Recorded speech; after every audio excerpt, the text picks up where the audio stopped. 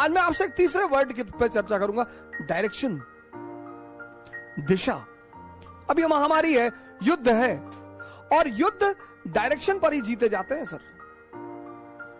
अगर सिर्फ ताकत के बल पर युद्ध जीते जाते हैं, सिर्फ ताकत, तो सारे पहलवानों को आर्मी का कमांडर बना दिया जाता सर। अगर ताकत के बल पर ही कोई राजा होता तो या तो गैंडा जंगल का राजा होता और या हाथी जंगल का राजा होता।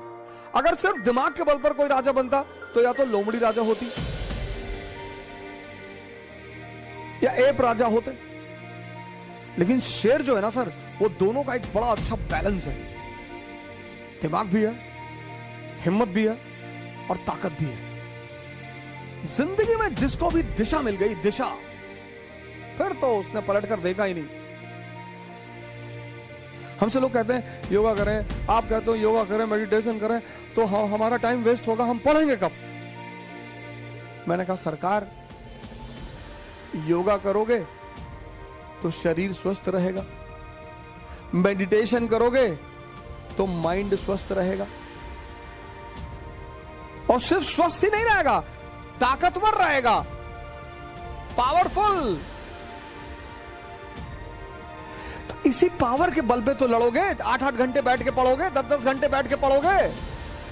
जो चेयर पे बैठ ही नहीं सकता, बैक पेन हो रहा है, ये थोड़ी आपको आईएएस बनाएंगे सर। ये आपको आईएएस नहीं बनाएंगे, तो आपको खुदा बना दे। इनकी तो ऐसी क्षमता है, इनकी तो इतनी क्षमता है कि ये आपको खुदा बना दें। आईएएस तो छोटी मोटी चीज है। शारीरिक ताकत, मानसिक ताकत, डायरेक्शन। आप लोगों में से तो बहुत सारे लोगों ने मिर्जापुर देखा। मिर्जापुर तो एक ऐसी सीरीज है जो संदेशों से भरी पड़ी है। हर स्टेप उसका एक संदेश है।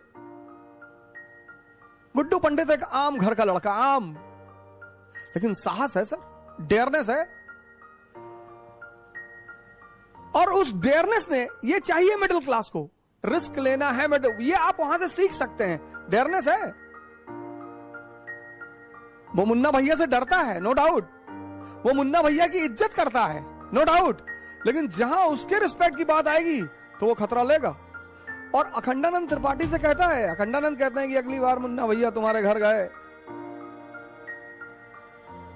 और तुम नहीं मिले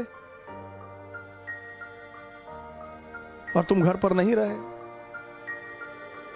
तो वकील साहब को कौन बचाएगा? बार बार तो तुम थोड़ी बचाओगे। तो तुरंत पलट कर कहता है कि भैया अगली बार मुन्ना भैया घर पर आए और वापस ही नहीं आए, खतरा तो वहां भी है। And he is impressed by that status of Guddu Pandit. Immediately वो प्लान करता है कि यार ये तो गैंग में भर्ती करने वाले लड़के हैं, इनसे क्यों लड़ना? कुछ क्वालिटीज है ना जो आपको हमेशा पे करेंगी, हमेशा।